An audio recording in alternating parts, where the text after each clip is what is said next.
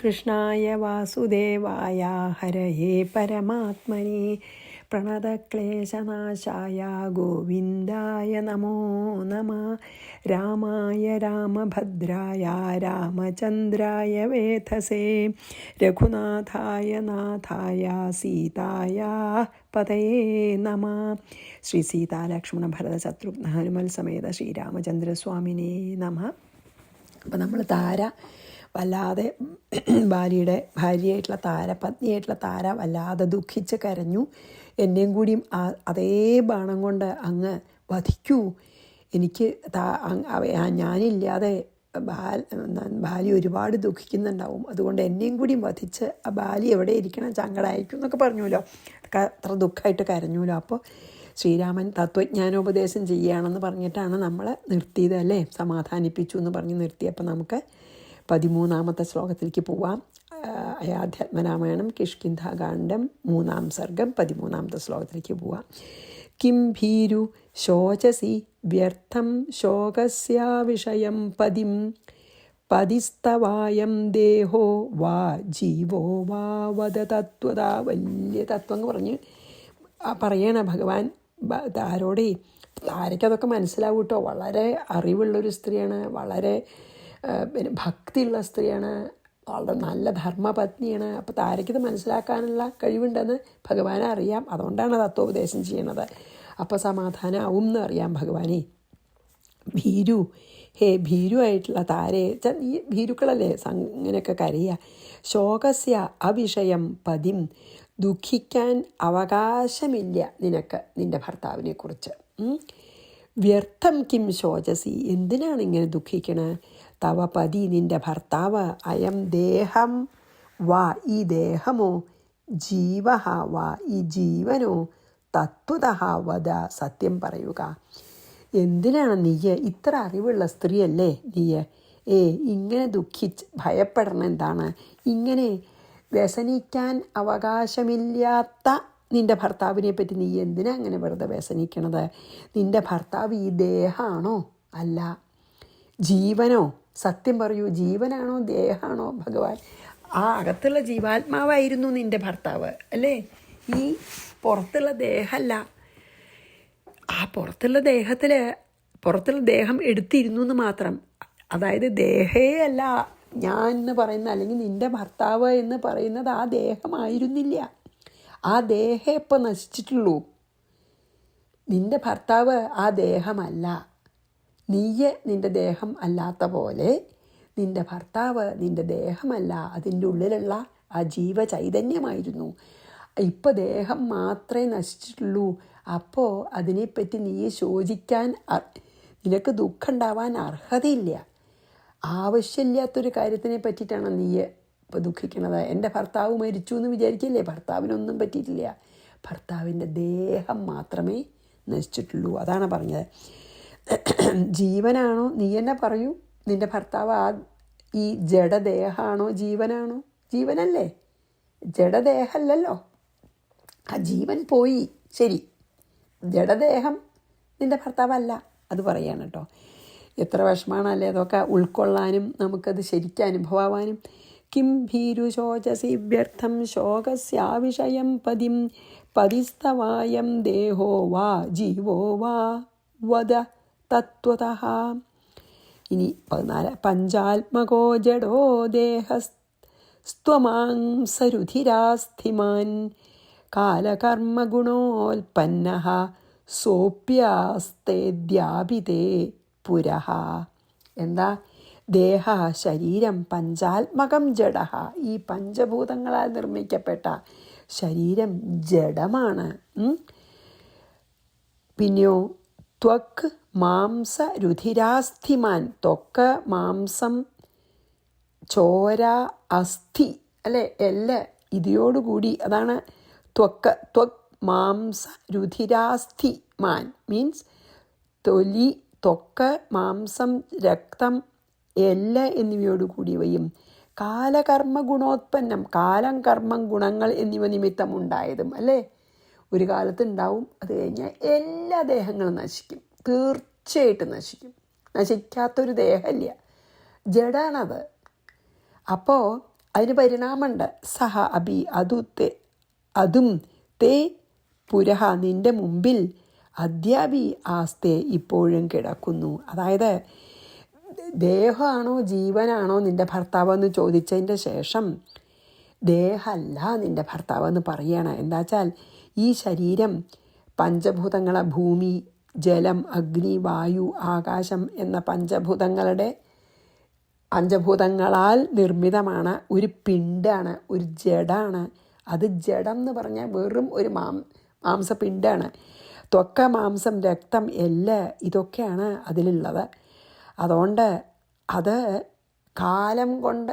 ഒരു കാലം വരുമ്പോൾ ഉണ്ടാവും. എന്നിട്ടോ പ്രാരബ്ധകർമ്മം അനുസരിച്ചിട്ട് അത് അനുഭവിക്കാൻ വേണ്ടി ഈ ശരീരം ഉണ്ടാവും. അത് കഴിഞ്ഞാൽ അത് നശിക്കുകയും ചെയ്യും.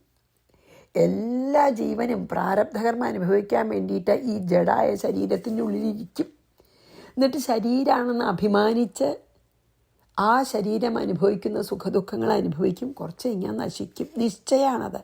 അപ്പോൾ ജനിച്ചത് ഏതാണ് ജനിച്ചത്, അതിന് നാശം ഉണ്ടെന്നുള്ളത് നമുക്കെല്ലാവർക്കും അറിയാം. ജനനം ഉണ്ടെങ്കിൽ മരണമുണ്ട്. എല്ലാറ്റിനും ജനിച്ചത് മുഴുവൻ നശിക്കും. അത് നമ്മൾ നിത്യം കണ്ടുകൊണ്ടിരിക്കുന്ന പരമാർത്ഥമല്ലേ? ചോദിക്കണം താരോടെ. അപ്പോൾ ജഡം മാത്രമല്ല, മരിച്ചു കഴിഞ്ഞാൽ എല്ലാവർക്കും പേടിയാണ് ശവത്തിന്, അല്ലേ?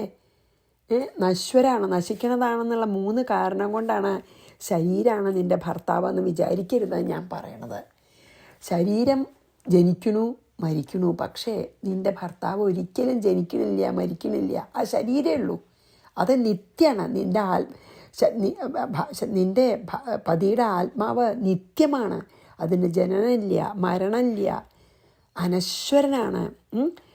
അപ്പോൾ നീ ഇങ്ങനെ ശരീരമാണ് നിൻ്റെ ഭർത്താവെന്ന് വിചാരിച്ച് ദുഃഖിക്കണേന് അർത്ഥമില്ല. ആ ശരീരം എന്താ ഇപ്പോഴും നിൻ്റെ മുമ്പിൽ കിടക്കണ്ടല്ലോ, ചേതനയില്ലാതെ. ചേതന എത്തിട്ട് ഇതാ കിടക്കണു, അതിനെ സംസ്കരിച്ചിട്ടൊന്നുമില്ല. അപ്പോൾ നിനക്ക് മനസ്സിലാക്കാം ആ ശരീരം അല്ലാന്ന്. കാരണം എന്നാൽ വിളിച്ചു നോക്കൂ, നിൻ്റെ ഭർത്താവായിരുന്നു ആ ജഡശരീരം. ചോട്ടെ, വിളിച്ചു നോക്കൂ, നീക്കണില്ലല്ലോ. അതവിടെ ഇപ്പോഴും കിടക്കുന്നുണ്ട്. ബാലിയുടെ എന്ന് നമ്മൾ പറഞ്ഞിരുന്ന ശരീരം ഇതവിടെ കിടക്കണു. എന്നാൽ അതിനെ ഒന്ന് വിളിച്ചു നോക്കൂ, കേൾക്കുമോ, കണ്ണ് കാണുമോ, വർത്തമാനം പറയാൻ പറ്റുമോ? അത് ജഡശരീരമാണ്, അത് ബാലിയല്ല. അത് ബാലി ആയിരുന്നെങ്കിൽ അത് ബാലിയായി ശരീരം. ചിലപ്പോൾ എന്നാൽ വിളിച്ചാൽ കേൾക്കുകയൊക്കെ വേണ്ടേ? അതൊരു ജഡാണ്. അതിൻ്റെ ഉള്ളിലുള്ള അതിന് ചൈതന്യം കൊടുത്തിരുന്ന ആ ശക്തിയാണ് നിൻ്റെ പതി. ആ ശക്തിക്ക് ഒന്നും പറ്റിയിട്ടില്ല. അപ്പം നീ ദുഃഖിക്കണേന് അർത്ഥമില്ല എന്ന് പറഞ്ഞ് ഉദാഹരണം മുമ്പിൽ കിടക്കണ ജഡശരീരത്തിനെ ഉദാഹരിച്ച് മനസ്സിലാക്കി കൊടുക്കുകയാണ് ഭഗവാൻ. പഞ്ചാത്മകോ ജഡോ ദേഹസ്ത്വം മാംസരുധിരാസ്തിമാൻ കാലകർമ്മ ഗുണോൽപ്പന്ന സോപ്യാസ്തേദ്യാപിതേ പുരഹ. അതാ നിൻ്റെ മുമ്പിൽ കിടക്കണ്ടല്ലോ, ഒന്ന് വിളിച്ചു നോക്കൂ. അതാണ് നിൻ്റെ ഭർത്താവെന്ന് വിചാരിച്ചിട്ടില്ല നീ കരയണത്. വിളിച്ചു നോക്കൂ, ജഡാണത്. അതിന് ജനനമുണ്ട്, അത് ഭീഭത്സാണ്, നശ്വരാണ്, ജനിച്ചതിന് മുഴുവൻ നാശമുണ്ട്. ഈ ശരീരത്തിൽ ചൈതന്യം കൊടുത്തിരുന്ന ആത്മാവാണ് നിൻ്റെ ഭർത്താവ്. അതിനൊന്നും പറ്റിയിട്ടില്ല എന്ന് പറയണം. മന്യസേ ജീവമാത്മാനം ജീവസ്തർഹി നിരാമയ ന ജായതേ ന മ്രിയതേ ന തിഷ്ഠതി ന ഗച്ഛതി. ആത്മാനം ജീവം മന്യസേ, ആത്മാവായ ജീവനെ നീ ഭർത്താവായിട്ട് വിചാരിക്കുന്നു എങ്കിൽ ഒന്ന് നീ മനസ്സിലാക്കണം, ഈ ജഡശരീരമല്ല, ആത്മാവ് തന്നെ. ആത്മാവ് ആയ ജീവനെയാണ് നീ ഭർത്താവായിട്ട് വിചാരിക്കണം. വെച്ചാൽ അറിയായ്മ കൊണ്ടാണ് നിങ്ങൾ കരയണത്. നീ ജഡശരീരമാണെന്ന് വിചാരിച്ചിട്ടാണ്. പക്ഷെ ആത്മാവാണെന്നാണ് നീ വിചാരിക്കണമെങ്കിൽ തർഹി ജീവ നിരാമയ, എന്നാൽ ജീവൻ നാശരഹിതനാണ്. കാരണം ആത്മാവ് എൻ്റെ അംശമാണ്, അതിന് നാശമില്ല. ന ജായേ ജനിക്കുന്നില്ല, ന മ്രിയതേ മരിക്കുന്നില്ല, ന തിഷ്ഠതി ഇരിക്കുന്നില്ല, ന ഗച്ഛതി ഗമിക്കുന്നില്ല. എന്താച്ചാൽ ഈ ദേഹമല്ല, ആത്മസ്വരൂപമായിട്ടുള്ള ജീവനാണ് നിൻ്റെ ഭർത്താവ് എന്നാണ് നീ വിചാരിക്കുന്നത് എങ്കിൽ ഞാൻ പറഞ്ഞുതരാം, ആ ജീവന് നാശമില്ല. എന്തുകൊണ്ടാച്ചാൽ ആത്മാവിന് ജനനമില്ല, അതിന് മരണമില്ല, അതൊരു ദിക്കിൽ ഇരിക്കണില്ല, വേറൊരു ദിക്കിലേക്ക് സഞ്ചരിക്കണമില്ല. ദേഹാണ് എന്ന് നീ വിചാരിക്കുകയാണെങ്കിൽ ദുഃഖിക്കാം. കാരണം ആ ദേഹം നശിക്കും. ജനിച്ചു, പരിണാമങ്ങൾ വന്നു, നശിക്കുന്നു. പക്ഷേ നിൻ്റെ പതി ആത്മാവാണെന്ന് വിശ്വസിച്ചാൽ നിനക്ക് പിന്നെ ആ ദുഃഖമില്ല. കാരണം ആത്മാവിന് ജനനമില്ല, മരണമില്ല, വർത്തിക്കലില്ല, നടക്കലില്ല, ഇരിക്കലില്ല, ഒന്നുമില്ല. അതുകൊണ്ടാണ് പറയണത് ദേഹമല്ല ആത്മസ്വരൂപനായിട്ടുള്ള ജീവനാണ് നിൻ്റെ ഭർത്താവെന്ന് നീ വിചാരിക്കാൻ സാധിച്ചാൽ മതി. എന്നാ പിന്നെ അത് നാശമില്ല. ആത്മാവിന് ജനനമില്ല, മരണമില്ല, ഒന്നുമില്ല. അത് നിത്യനാണ്. നീ അങ്ങനെ വിചാരിക്കുകയാണെങ്കിൽ നിൻ്റെ ദുഃഖം തീരുമെന്ന് പറയാണ്. മന്യസേ ജീവമാത്മാനം, അതായത് ഇത് പ്രാരബ്ധകർമ്മം കൊണ്ടെടുത്ത ഒരു വാനര ശരീരമാണ് ബാലി. അതിൻ്റെ ആ പ്രാരബ്ധകർമ്മം കഴിഞ്ഞു, പോവുകയും ചെയ്തു. ആ ശരീരം നശിക്കുകയും ചെയ്തു. പ്രാരബ്ധകർമ്മം അനുഭവിക്കാൻ വേണ്ടി മാത്രം ബാലി എടുത്ത വാനര ശരീരമാണ് ഇത്. ആ ശരീരം നശിച്ചു, അല്ലാതെ ബാലിക്കൊന്നും പറ്റിയിട്ടില്ല എന്ന് പറയണം.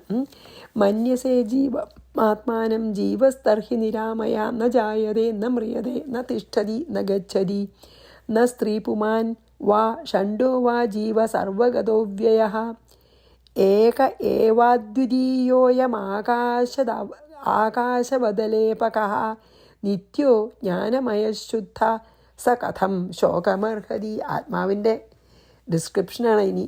സർവഗതഃ അവ്യയഃ അയം ജീവ, സർവത്ര വ്യാപിച്ച നാശരഹിതനായിട്ടുള്ള ഈ ജീവൻ. സർവഗതഃ പറഞ്ഞില്ലേ, ഓംനി പ്രസൻ്റാണ് ഈ ആത്മാവേ. ആത്മാവ് മാത്രമേ ഉള്ളൂ.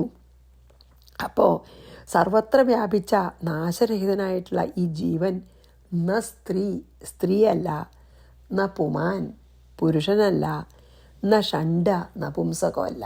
ആത്മാവിന് ലിംഗഭേദങ്ങളൊന്നുമില്ല. സ്ത്രീയല്ല, പുരുഷനല്ല, നപുംസകമല്ല, ലിംഗഭേദമില്ല. ഏക ഏവ, ഏകൻ തന്നെ. അദ്വിതീയ, രണ്ടാമതൊന്നില്ല. ബ്രഹ്മം തന്നെയാണ്. ആകാശവത് അലേപക, ആകാശം പോലെ ഒന്നിനോടും അറ്റാച്ച്മെൻ്റ് ഇല്ലാത്തതാണ്. ആകാശം ഒന്നായിട്ടും ബന്ധമില്ലല്ലോ, വേറെ നിൽക്കല്ലേ. നിത്യ, നിത്യനാണ്. ജ്ഞാനമയ, ജ്ഞാനസ്വരൂപനാണ്. ശുദ്ധ, ശുദ്ധനാണ്. ഒന്നിനും അതിനെ അശുദ്ധമാക്കാൻ പറ്റില്ല. സ അവൻ കഥം ശോകമർഹതി. അങ്ങനെയുള്ള ബാലിയുടെ ആത്മാവിന് നാശം സംഭവിച്ചു എന്ന് പറഞ്ഞ് നിങ്ങൾ ദുഃഖിക്കാൻ അർഹതയില്ല എന്ന് പറയണം. എന്താ പറയുക, ജീവൻ, ഈ ആത്മാവ് എങ്ങും നിറഞ്ഞിരിക്കുന്നതാണ്. ആത്മസ്വരൂപനായിട്ടുള്ള അതായത് ആത്മസ്വരൂപനായിട്ടുള്ള ജീവൻ, ആത്മാവ് തന്നെയായിട്ടുള്ള ജീവൻ എന്ന് പറയാം നമുക്ക്. ആത്മസ്വരൂപനായിട്ടുള്ള ജീവൻ എങ്ങും നിറഞ്ഞിരിക്കുന്ന ഒരു ശക്തിയാണ്. അതിന് നാശമില്ല. ജീവൻ സ്ത്രീയല്ല, പുരുഷനല്ല, നപുംസകലൻ അല്ല, ലിംഗഭേദമില്ല. ജീവൻ ഏകനാണ്, അദ്വയനാണ്. രണ്ടാമത്തേതായിട്ട് മറ്റൊന്നില്ല. അതിനാൽ ആകാശത്തിനെ പോലെ ഒന്നിനോടും ചേർച്ചയില്ലാത്തതാണ് ജീവൻ. നാശരഹിതനാണ്, ജ്ഞാനസ്വരൂപനാണ്, പരിശുദ്ധനാണ്. പിന്നെ എന്താ ജീവനെക്കുറിച്ച് നിനക്ക് ഇങ്ങനെ ദുഃഖിക്കാൻ എന്താ അവകാശം ചോദിക്കുകയാണ്.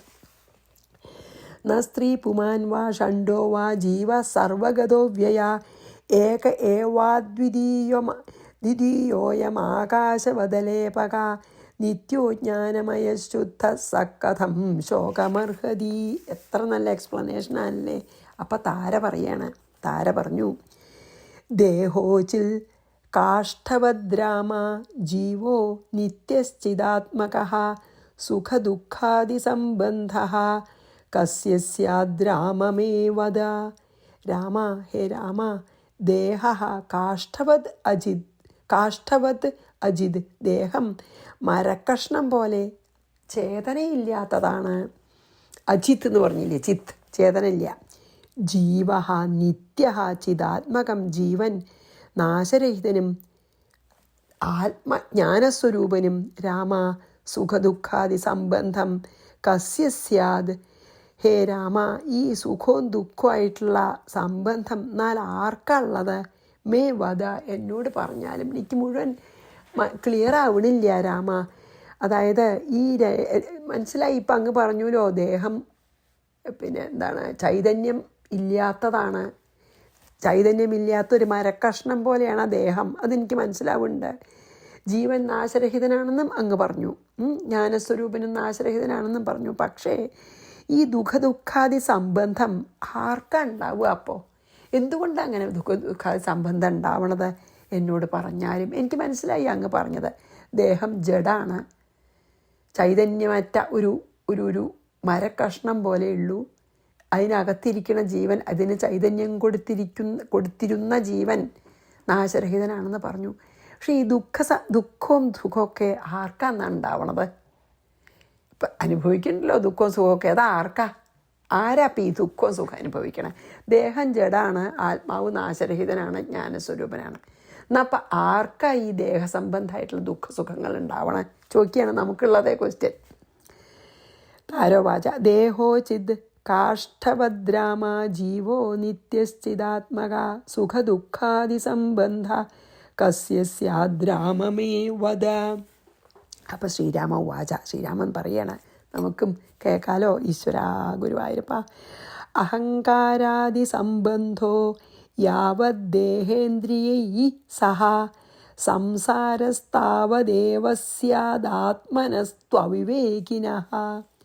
ദേഹേന്ദ്രിയൈ സഹ, ദേഹങ്ങളോടും ഇന്ദ്രിയങ്ങളോടും കൂടെ, യാവത് അഹങ്കാരാദി സംബന്ധം, ഏതുവരെ അഹങ്കാരം ഇത്യാദി സംബന്ധമുണ്ടോ, താവത് അവിവേകിനഃ ആത്മനഃ തു, അതുവരെ അവിവേകിയായ ആത്മാവിന്, മീൻസ് ഞാൻ ദേഹമാണെന്ന് വിചാരിക്കുന്നിടത്തോളം കാലം സ്യാദ്, സംസാരം ഭവിക്കും. അപ്പം പറയാ ആരാ പിന്നെ? ഇപ്പോൾ ശരീരം ജഡാണ്, ആത്മാവ് നിത്യം പറഞ്ഞ ആരാ സുഖദുഃഖങ്ങൾ അനുഭവിക്കണം എന്നല്ലേ ചോദിച്ചാൽ ആരാ? അതിൻ്റെ ഉത്തരാണ് സ്ഥൂല സൂക്ഷ്മദേഹങ്ങളോടും. സ്ഥൂല ശരീരമുണ്ട്, നമുക്ക് സൂക്ഷ്മ ശരീരമുണ്ട്. പിന്നെയോ ഇന്ദ്രിയങ്ങളോടും ഏത് കാലം വരെ, എത്ര കാലം വരെ നമ്മൾ ആ ദേഹത്തിനെയും ഇന്ദ്രിയങ്ങളെയും മനസ്സിനെയും ഞാനാണെന്ന് വിചാരിക്കുന്നുവോ, എത്ര കാലം, എത്ര സമയം വരെ നമ്മൾ ഈ നമ്മുടെ ദേഹത്തിനെയും ഇന്ദ്രിയങ്ങളെയും മനസ്സിനെയും ഞാനാണെന്ന് നമ്മൾ വിചാരിക്കുന്നുവോ, ആ വിചാരം എത്ര കാലം നിലനിൽക്കുന്നുവോ ആ കാലം വരെ നമുക്ക് ഈ നമ്മുടെ വിവേകമില്ലായ്മ കാരണം, എന്ത് വിവേകമില്ല? ആത്മാവും അനാത്മാവും തമ്മിലുള്ള വ്യത്യാസം അറിയാത്ത അവിവേകം നിമിത്തം ഈ സംസാര ദുഃഖങ്ങളൊക്കെ ഉണ്ടാവും. ഈ ശരീരത്തിനെയും ഇന്ദ്രിയങ്ങളെയും താനെന്ന് തെറ്റായി ധരിക്കുന്ന ഇതിനെയാണ് അവിവേകം എന്ന് പറയണത്. ഞാനാണെന്ന് ദേഹത്തിനെയും ഇന്ദ്രിയങ്ങളെയും ധരിക്കുന്നതിനാണ് അവിവേകം. ആ അവിവേകം ഉള്ളിടത്തോളം കാലം സംസാര ദുഃഖം ഉണ്ടാവും. ആത്മാവിൻ്റെ അവിവേകം തന്നെ സംസാരം ഉണ്ടെന്ന് തോന്നലാണ്. ആരാണ് ദുഃഖം അനുഭവിക്കുക പറഞ്ഞില്ലേ, ചോദിച്ചില്ലേ താരാ? ഇതാണ് ഉത്തരം. ദേഹവും ഇന്ദ്രിയങ്ങളും മനസ്സും ഞാനാണ് എന്ന് വിചാരിക്കുന്നിടത്തോളം കാലം, ആ വിചാരം നിലനിൽക്കുന്നിടത്തോളം കാലം ആ അവിവേകം, അതിനെയാണ് അവിവേകം എന്ന് പറയണത്. ദേഹവും ഇന്ദ്രിയവും ഞാനാണെന്ന് തെറ്റായി വിചാരിക്കുന്നതിനെയാണ് അവിവേകം എന്ന് പറയണത്. അതാണ് ആത്മാനാത്മ വിവേകം വേണമെന്ന് പറയണത്. ആത്മാവും അനാത്മാവും തമ്മിൽ വേർതിരിച്ച അറിയാനുള്ള വിവേകമില്ലാത്തവരാണത്. ദേഹവും ഇന്ദ്രിയമാണോ മനസ്സുമാണോ ഞാൻ എന്ന് വിചാരിക്കുകയാണ്. അങ്ങനെ വിചാരിക്കണോടത്തോളം കാലം സംസാര ദുഃഖം അനുഭവിക്കും. അങ്ങനെയുള്ളവരാണ് ആരനുഭവിക്കുക ചോദിച്ചില്ലേ? അതിൻ്റെ ചുരുക്കത്തിൽ പറയാച്ചാൽ ദേഹാഭിമാനികളാണ് സംസാര ദുഃഖം അനുഭവിക്കണത്. ആത്മാവാണ് ഞാൻ എന്നറിയുന്നവർ ആ ദുഃഖം അനുഭവിക്കില്ല. ദേഹാഭിമാനികളാണ് താരെ ഈ ദുഃഖം അനുഭവിക്കണത്. ആത്മാവിൻ്റെ അവിവേകം തന്നെയാണ് ഈ സംസാരത്തിന് കാരണം എന്ന് പറയാണ്. നമ്മൾ ഈ സംസാരത്തിൻ്റെ തന്നെ കാരണം, ഈ ലോകം ഉണ്ടെന്ന് തോന്നാൻ തന്നെ കാരണം എന്താ? ദേഹാഭിമാനമാണ്. ഞാൻ ദേഹോ ഇന്ദ്രിയോ മനസ്സുമാണെന്ന് വിചാരിക്കണതാണ്. അങ്ങനെ വിചാരിക്കണവരാണ് ഈ സുഖദുഃഖങ്ങൾ. ആരനുഭവിക്കാനല്ലേ ചോദിച്ചത്? ആർക്കുള്ളത് സുഖദുഃഖാദി സംബന്ധം എന്നാണ് ചോദിച്ചത്. ദാ ഇങ്ങനെ ദേഹാഭിമാനികൾക്കാണ് എന്നുത്തരം പറയുന്നു. ശ്രീരാമോവാച അഹങ്കാരാദി സംബന്ധോ യാവദ്ദേഹേന്ദ്രിയൈ സഹ സംസാരസ്താവദേവ സ്യാദാത്മനസ്ത്വവിവേകിന. വിവേകമുള്ളവർക്കാണ്. മിഥ്യാരോപിത സംസാരോ ന സ്വയം വിനിവർത്തതേ വിഷയാന്ധ്യായമാനസ്യ സ്വപ്നേ മിഥ്യാഗമോ യഥാ. ഇനി പറയണു, വിഷയാന്ധ്യായമാനസ്യ, വിഷയങ്ങളെ മാത്രം ധ്യാനിക്കുന്നവൻ്റെ മിഥ്യാരോപിത സംസാരം, അതായത് സംസാരം മിഥ്യയായിട്ട് ആരോപിച്ചതാണ്, ശരിക്കില്ലാത്ത ഒന്നിനെ ഉണ്ടെന്ന് നമ്മൾ വിശ്വസിച്ച് അതിൽ ജീവിക്കുകയാണ്. അതായത് മിഥ്യാഭൂതവും ആരോപിതവുമായിട്ടുള്ള ഈ സംസാരം സ്വപ്നേ മിഥ്യാഗമായഥ, സ്വപ്നം ഒരു മിഥ്യയാണെന്ന് മനസ്സിലാവണ പോലെ, പദാർത്ഥം പോലെ സ്വയം ന വിനിവർത്തത്തെ, താനേ നശിക്കുന്നില്ല. അതായത് ഉണരണേൻ്റെ മുമ്പ് നമുക്ക് സ്വപ്നം ശരിയ തോന്നും. ആ ഉണർന്നാൽ മാത്രമേ നമുക്കത് സ്വപ്നമായിരുന്നു, അയ്യോ വെറും സ്വപ്നമായിരുന്നു, ഞാൻ എന്തിനാ പേടിച്ചെന്ന് തോന്നണത്, അല്ലെങ്കിൽ എന്തിനാ സന്തോഷിച്ചത്, എന്തിനാ ഭയന്നൊക്കെ തോന്നണത് ഉണർന്നു കഴിഞ്ഞാലേ ഉള്ളൂ. സ്വപ്നത്തിൽ തന്നെ ഇരിക്കുമ്പോൾ നമുക്ക് അത് ശരിയാ തോന്നി. അതുപോലെയാണ് നമുക്ക് ഈ ദേഹാഭിമാനം ഉള്ളിടത്തോളം കാലം ഈ ലോകം ഉള്ളതാണെന്ന് തോന്നും.